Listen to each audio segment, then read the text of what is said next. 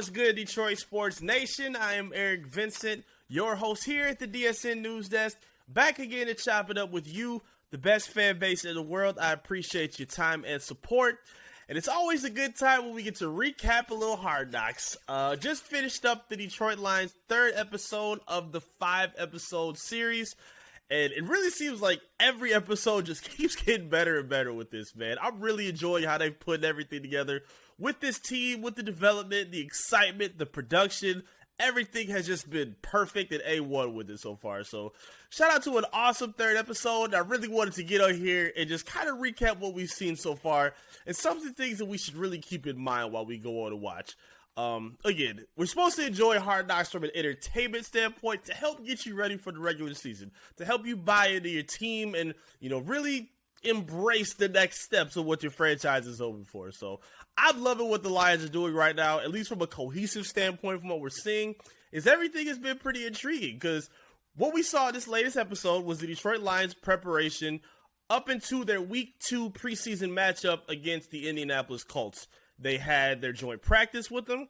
They had their game that they played within on Saturday in the afternoon, and we saw all the preparation before that. And it's been pretty awesome, man. I'm really enjoying a lot of what I've seen, and I really wanted to just talk to you guys about 3 quick takeaways that I've seen thus far.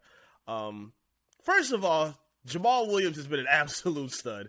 I love everything that I've seen from this dude, and we knew what the kind of player he stood for. We saw a bit of his personality last season when he first came to the Lions, but I think he's getting even more comfortable now, especially when he's embracing a leadership role. As you see, he's really been the emotional heartbeat for this team. You see a lot of the other young guys, they're being talkative and chirpy, but he seems to lead the charge of energy really every time the team needs it. And I love that aspect that we're seeing, at least from him, and what this team needs, especially, again, from a young standpoint. When there are a lot of rookies, when there's a new coaching staff, you want to be able to lean on some of your veterans to bring the guys together and keep them motivated. The Lions just had a coachless practice that they held at Allen Park. I don't know if Dan Campbell was there or not, but from what I was told, there was no coaching staff whatsoever.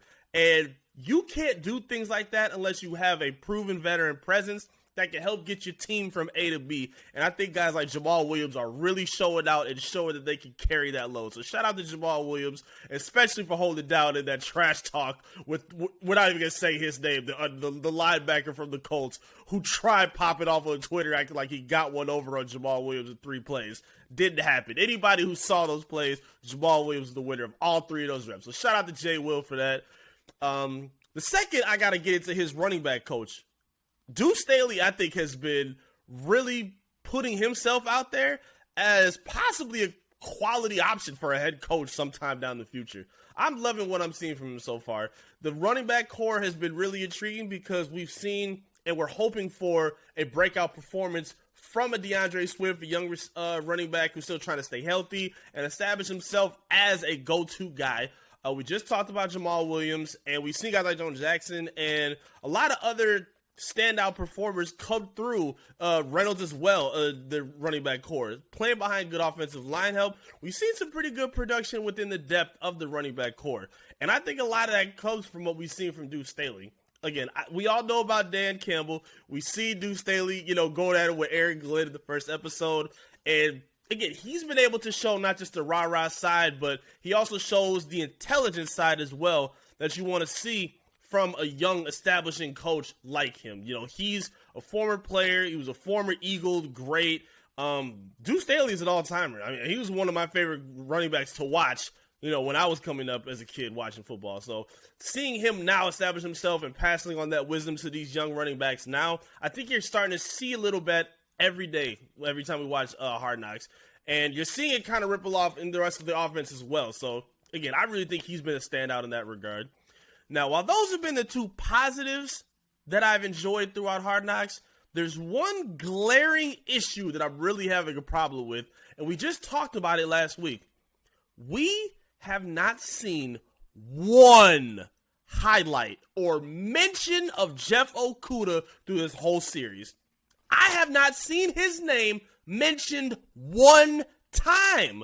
He has not been spoken about. The production has done a great job of highlighting the most important players and even the ones who are not the most important. They've talked about undrafted rookies trying to establish themselves. They talked about Khalil Pimpleton this last episode. They've talked about Hutchinson a bunch.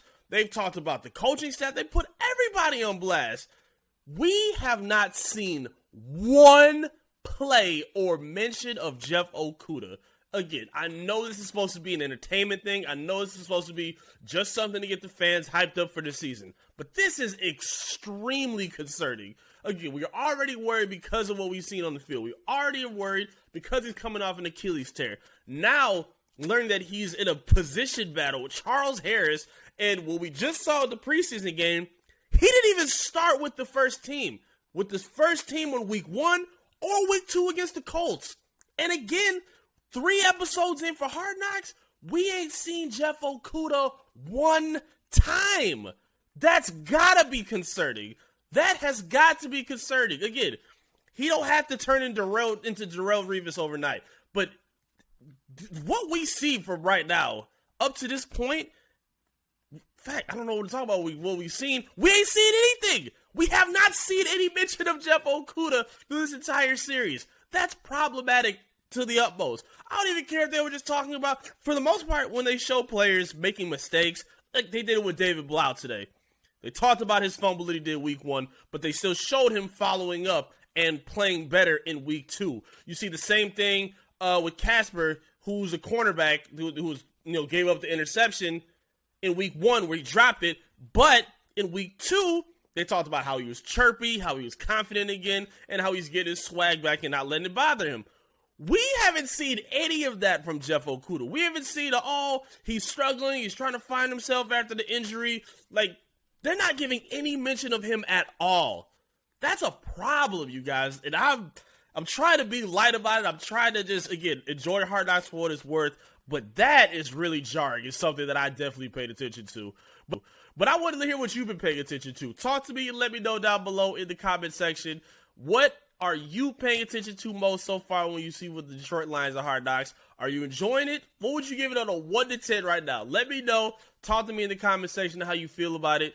Make sure you talk to us on our social media as well. Facebook, Twitter, Instagram, TikTok, all of the above. You can find us and talk to us whenever, wherever. Again, I am Eric Vincent. Happy to be sitting here enjoying another episode of Hard Knocks. And I can't wait to hear your feedback from what you thought. Again, talk to us. Subscribe to us on our YouTube channel as well. Closing in on 5,000 subscribers. And we're making it all happen with you. And we appreciate you so much. Again, I am Eric Vincent. I'll see you again here at the news desk for DSN. Peace.